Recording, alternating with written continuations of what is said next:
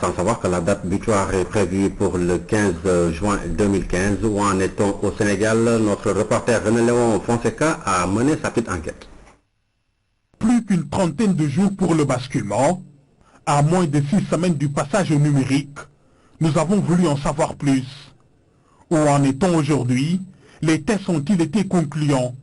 Quels sont les services que va offrir le tout numérique? Quel contenu pour les chaînes de télévision? Focus sur un basculement aux multiples enjeux.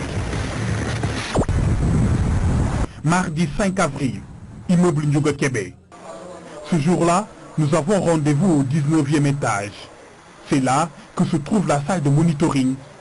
Plus qu'une plateforme névralgique du réseau d'infrastructure de la TNT, c'est le lieu de collecte de l'ensemble des chaînes, mais pas seulement.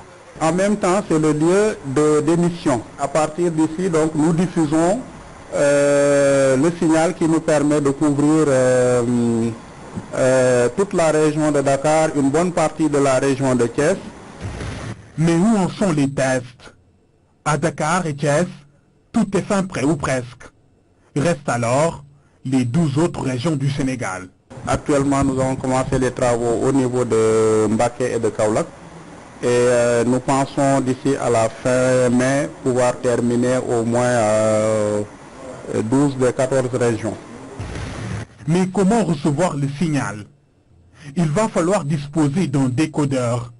Ce décodeur en question, le voilà. Il est hybride, c'est-à-dire qu'il possède deux fonctionnalités majeures. Le décodeur qui sera mis à disposition des populations est d'abord conforme aux exigences de la CEDEAO et de l'UEMOA. Donc avec toutes les fonctionnalités à la fois optionnelles et basiques. Vous avez la faculté tantôt d'aller directement regarder les chaînes de la télé, ou vous quittez la télé, vous allez sur Internet. Le décodeur pour lequel nous avons opté est un décodeur multiservice.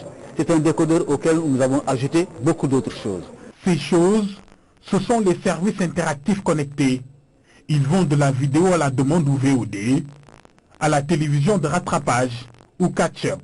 Ça signifie simplement que vous pourrez rentrer chez vous à 23 h et regarder quand même le journal de 20 h de la RTF, suivi du journal de 20 h d'une autre chaîne de télévision, suivi d'un autre programme que vous voulez.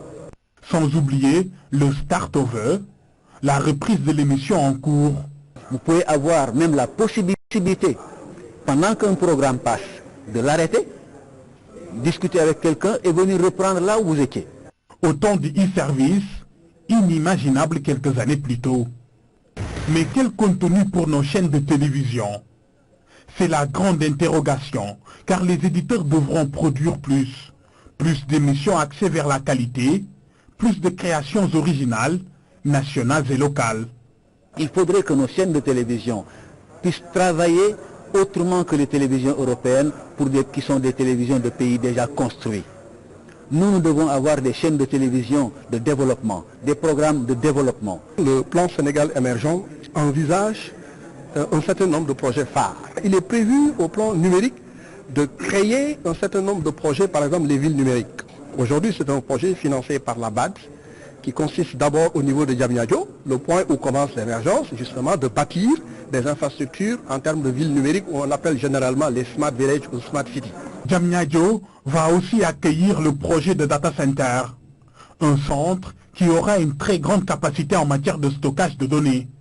À cela s'ajoute le projet de Senlewood, inspiré de Hollywood, une cité en miniature qui va permettre aux éditeurs de pouvoir créer leur propre contenu.